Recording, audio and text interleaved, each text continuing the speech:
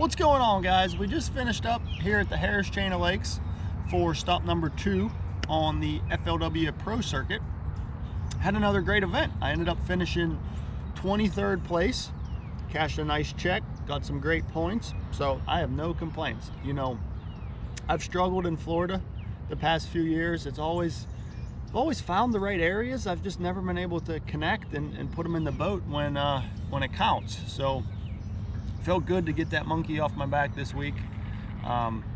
Finally catch them and do well in a Florida event. I'm super pumped about that. So today I want to give you a quick recap on what I was doing, where I was fishing, rods, reels, line, baits, all that stuff. I want to give you all the juice, all the goods, so I can help you guys catch some more bass, whether it's on the Harris Chain of Lakes or anywhere in Florida or anywhere in the country, to be honest. So I'm gonna show you a couple little tricks I was doing, all my setups, all that juicy stuff. So that's all coming up.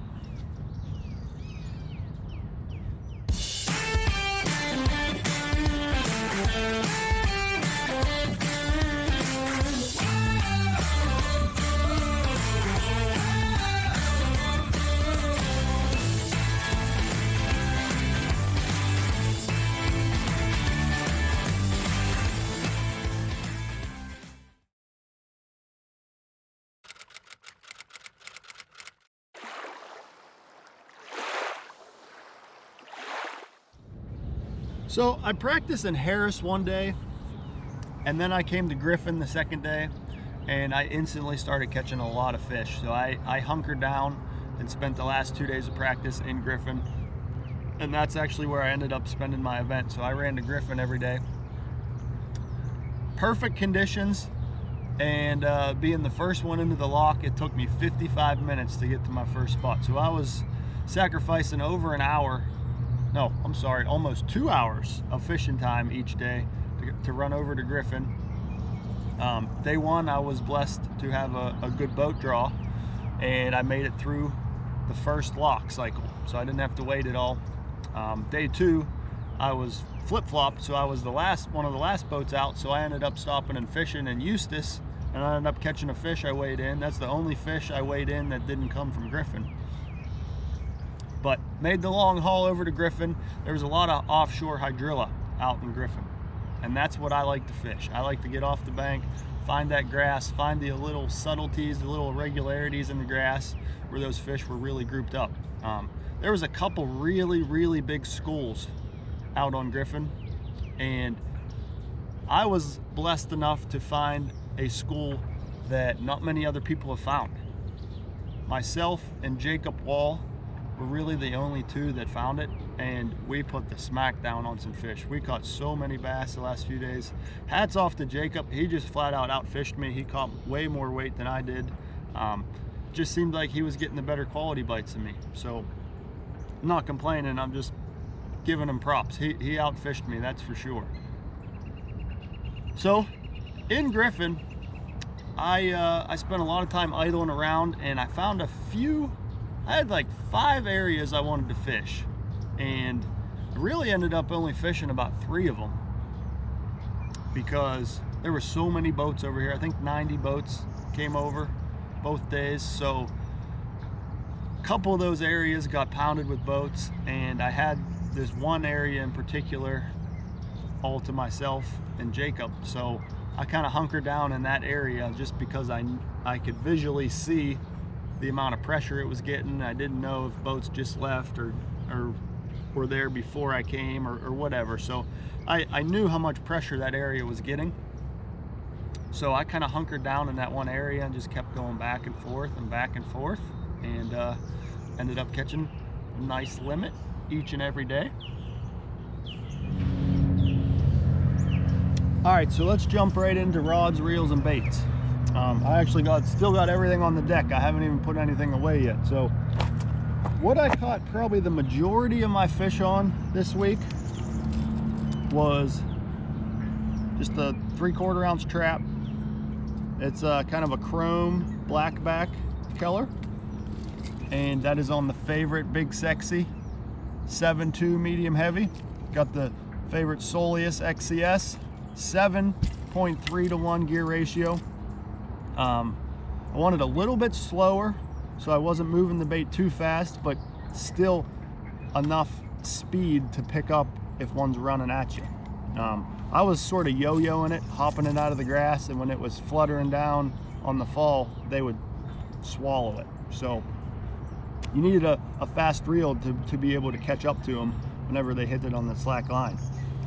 15-pound Seaguar and Vizex, that's just perfect all-around line for a trap. It's strong enough and it's thin enough to allow the bait to get the right action.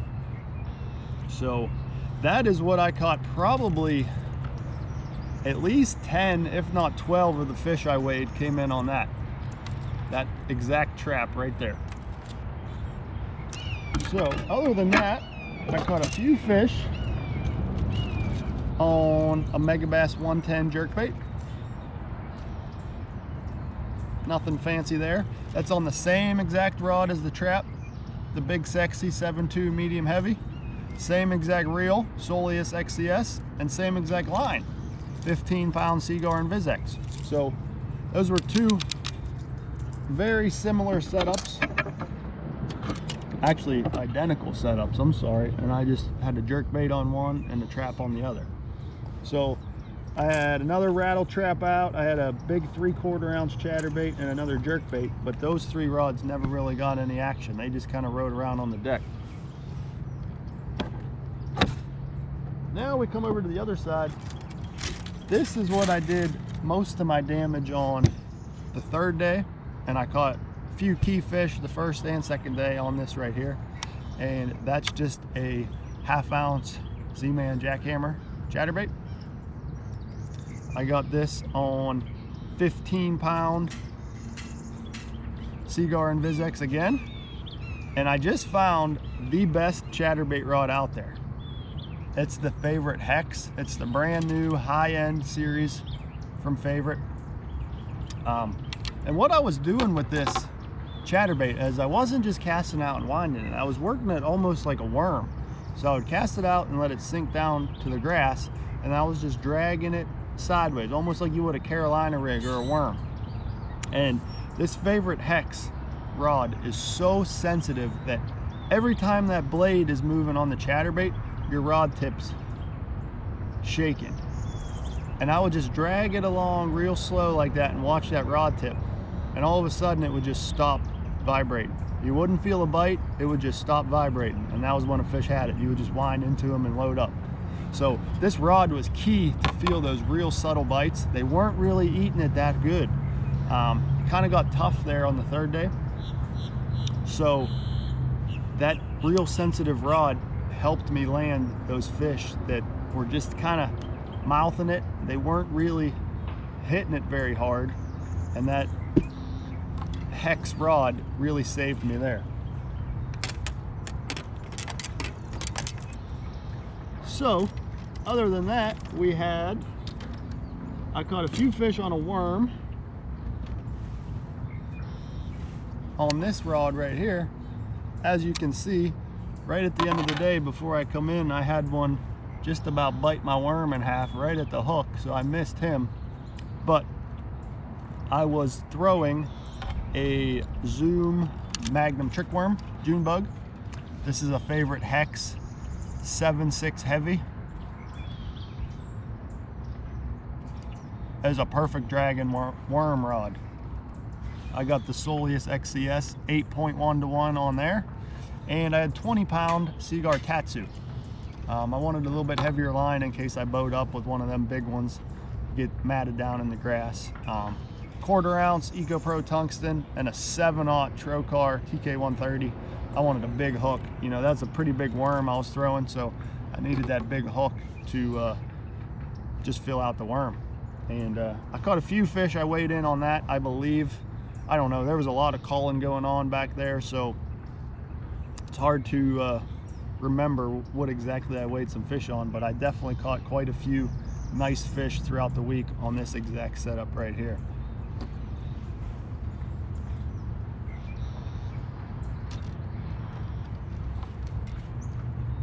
So if you watch my practice videos, you saw I caught a absolute giant flipping some lily pads, and I ended up weighing one fish in from Eustis flipping some pads, and that came on this favorite Big Sexy 711 extra heavy. I got 20-pound Seaguar Tattoo on there again, and what I was flipping was a Zoom Magnum finesse worm. So this is just a very subtle bait that just glides around on those pads and falls onto their bed. But as far as hook, this is a new hook out from Trocar. It is the Pro V Flip. Hopefully you can see that. It's got this Pro V bend in it. And what that does is once that fish is pegged, he is not coming off with that hook. So it's basically a copy of the TK130, the best flipping hook out there, but they've added this nice bend in the hook, so it's just extra protection to keep them fish pegged up. So I caught a couple fish during the event on this. I weighed the one, but most of the damage was done on the chatterbait, the jerkbait, and the rattle trap. All right, now I showed you all the equipment. Let's go out on the lake and I'll show you exactly what I was looking for. Different types of grass, little irregularities that I was keying on, and I'll show you a couple areas where I caught some bass this week.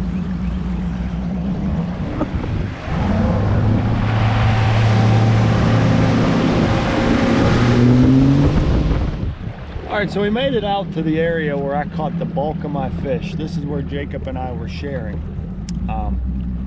It was really just a mix of peppergrass and hydrilla. So the peppergrass kind of grows around, you can see it here. You know, a little bit of breaks in it, a little bit of clean spots. But right up in front of us where we caught the bulk of our fish, there's a little bit of hydrilla mixed in. And we're gonna idle over it here in a minute. Right where those two grasses were mixing just seemed to hold the big concentration of fish. Now surely a lot of it was bait driven, because the bait fish would swim in and out, and we would go in little flurries where we would catch them every cast for 15, 20, half hour, and then it would go cold for a little while. So a lot of it just had to do with the bait fish swimming in and out and the schools of bass following them. But as you can see, we're getting in here to the juice, and you can see that little bit of hydrilla mixed in with the peppergrass, and that is where the bulk of my weight came from. Right through here, where you get that nice mixture of grass, a little bit of open areas through there, thicker peppergrass to the right, more open to the left. I would just work my way in between all through this area, was able to catch a nice bag of fish. So not far from that first area, there was a nice big clump of healthy green hydrilla. Some of the nicest, cleanest, freshest hydrilla I found in the entire lake. So it was only probably 100 yards away, so I would work in between these two areas, and was able to catch a few key fish over in that clump as well. I kind of had that to myself. Nobody else was really fishing it. You can see that big clump of hydrilla right there. It was a pretty decent sized clump. Keeps going here, we're getting out on the edge. But I was able to catch a few key fish over here. While I would let that other area rest, I would slide over here and catch a few fish, and then head back over there and catch them in that little bit of a mixture. Here you can see we're getting into the real thick hydrilla now. I was able to catch a few dragging a worm through there, as well as the chatterbait and the trap. But this clump right here was key to my good finish.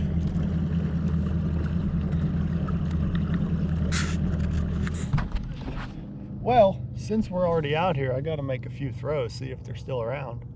Let's see if we can't catch one and show you guys exactly how I got it done this week. Let's go.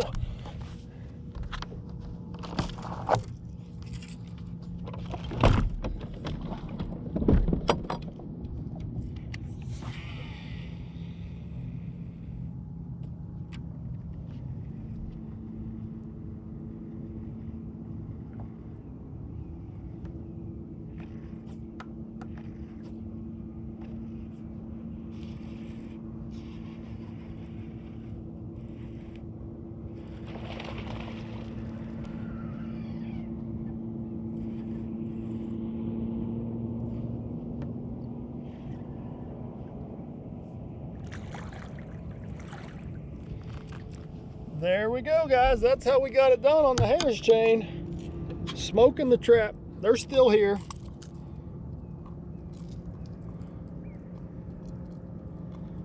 I appreciate you guys watching my recap. Hopefully you guys learned something about catching some bass in Florida. Leave any likes and comments below. If you haven't already, hit that subscribe button. And we'll see you guys next time.